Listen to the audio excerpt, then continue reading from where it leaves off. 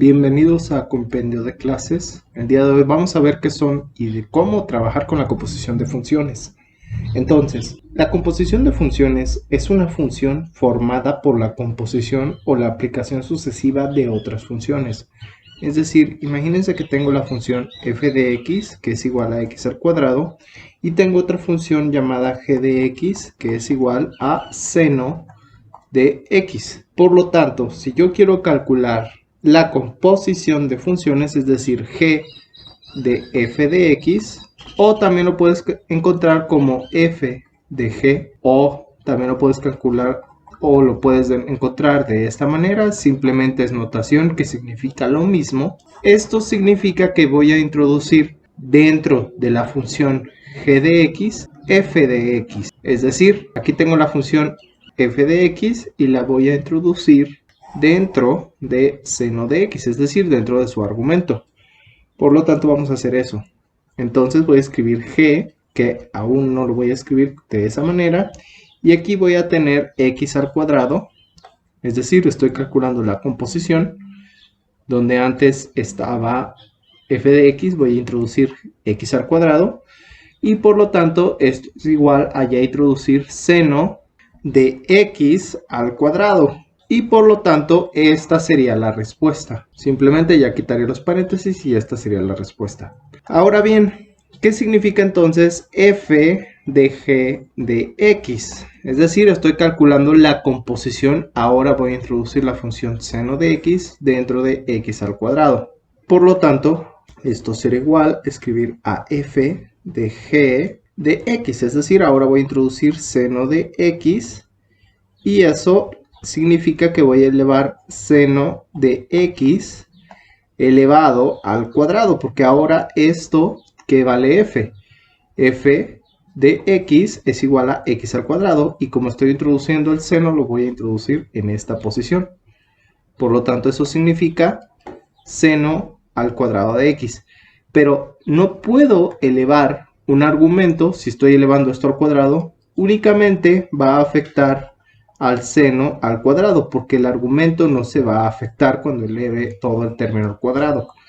Por lo tanto, esto sería la respuesta. Ahora, algo interesante de la composición de funciones es que la composición de g de f de x es diferente de la composición f de g de x. Esto, aunque parece muy redundante, es importante ya que es una de las propiedades de la composición. Vamos a ver otros ejemplos. Ahora, f de x va a ser igual a x al cuadrado más 3 y g de x va a ser igual a x a la menos 3. Por lo tanto, vamos a calcular la composición de f de g de x. ¿Esto qué significa? Pues voy a tener la función f y donde antes vale g de x vamos a introducir dentro de los valores de x. ¿Qué pasa aquí? Pues únicamente va a afectar a la función x al cuadrado. Es decir, vamos a tener este caso. ¿Pero qué significa este caso? Pues este caso significa que únicamente va a afectar o lo vamos a introducir elevado al cuadrado, porque esta función es igual a x a la menos 3 elevado al cuadrado. Por lo tanto, tengo que desarrollar el producto de x a la menos 3 por x a la menos 3 y a eso sumarle 3. Tengo que desarrollar la propiedad distributiva de los números reales, es decir, todos estos términos, lo cual me va a quedar a x al cuadrado menos 3x menos 3x más 9, porque tengo que desarrollar x por x al cuadrado, x por menos 3 es igual a menos 3x, menos 3 por x otra vez menos 3x, y menos 3 por menos 3 es igual a 9, y esto será igual a más 3. Y ahora por último tengo que simplificar aquellos términos, x al cuadrado menos 6x, porque puedo agrupar estos términos, tienen misma base y mismo exponente, y por último tengo que sumar 9 más 3. ¿Y cuánto es 9 más 3? Pues 9 más 3 es igual a 12. Por lo tanto, esta sería la respuesta de la composición f de g de x. Ahora, vamos a ver otro ejemplo. En este caso vamos a calcular la composición g de f de x. ¿Qué significa esto? Pues que vamos a introducir los valores de x al cuadrado, la función f, donde valga x en la otra función. Por lo tanto, esto sería igual a x al cuadrado más 3. Simplemente lo escribiría de esta manera, menos 3.